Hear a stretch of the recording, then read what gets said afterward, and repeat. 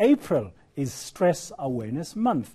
Schools are experiencing escalating incidents of aggression and violence, and of course teachers and pupils are both perpetrators and victims. This is according to the organization Wellbeing in Schools and Education, or WISE for short. It's shining the spotlight on the importance of helping teachers cope with high levels of stress. How is their program going? How it's being received? We joined in our Cape Town studio this morning by Carmen Clews. She's a co-founder of Wellbeing in Schools and Education, or WISE for short. Ms. Clews, good morning. Thank you very much for your time. Just first up, an overriding question. What gave you the idea to start such a program?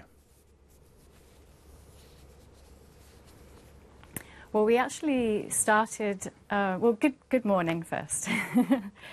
And we started the program really focusing first on children's well-being. So we were focusing on their emotional well-being and their whole holistic well-being, because at the moment schools are really dealing with the academic side, and we were seeing that children need some extra support in their own emotional well-being, self-care and de-stressing techniques. So we were introducing amazing tools like mindfulness, like yoga and self-care practices, introducing amazing values that are so important, like forgiveness, gratitude, non-violent communication, so many of these amazing things. So we were seeing the positive effects in the children.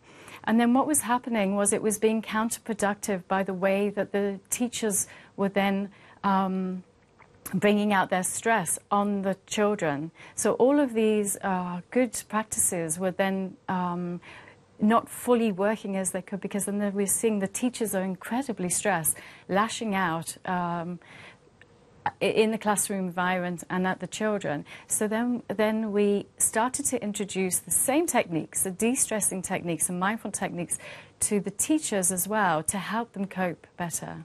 And where exactly were you doing this program with the pupils and now with the teachers? Is it a national program? I mean, you are a non-profit organization, and I know funding is a challenge. Is this focused in a particular area of the country? At the moment, we've started in the Western Cape because we are based in the Western Cape. So we've been on the Garden route and in Cape Town. However, our dream, our goal, is to go nationwide, and we're developing it as a model that is sustainable. So ideally, if it can be something that is a sustainable model that can go out nationally across South Africa, and also that it's not long-term reliant just on an NGO and volunteers going into schools, but that we can actually train the teachers themselves, the educators and the children to be able to do these tools themselves. Now, of course, we know that the Western Cape is a hotbed of gangsterism, for example, abuse of all kinds, and drug and other substance abuse.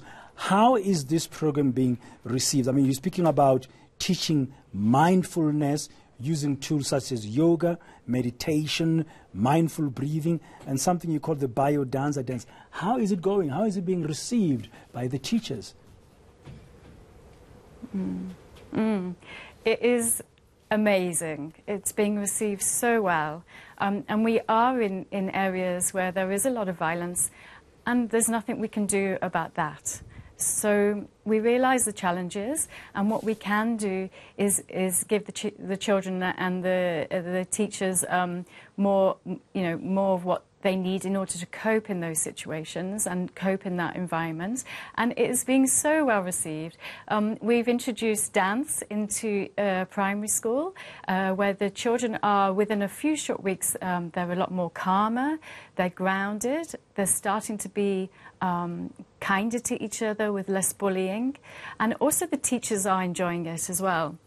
And what we're finding very interesting and quite scary is that we were noticing that the children that were coming to dance, each class was different. So each class might be more aggressive, there might be more bullying, a little more disorganized, and we were noticing that it would depend on the teacher and the teacher's emotional well-being and the way that she responded to the children, or how the teacher responded to the children.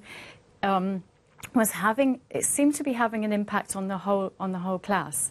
So if there was a teacher that was balanced in herself and had good self-care practices herself, we noticed that that class as a whole, all of the children was responding with a lot more awareness and calmness, as opposed to the classes that were more difficult, more challenging, a lot more aggression in the class, where the teachers themselves were reflecting that.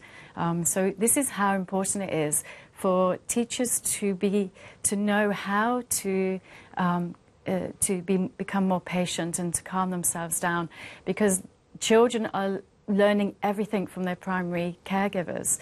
Children are learning so much from the teachers, not just academically. They're learning their behavior, the language skills, their emotional behavior. We're so sensitive. We're picking up all of these things, and so unconsciously even. So it's very, very important.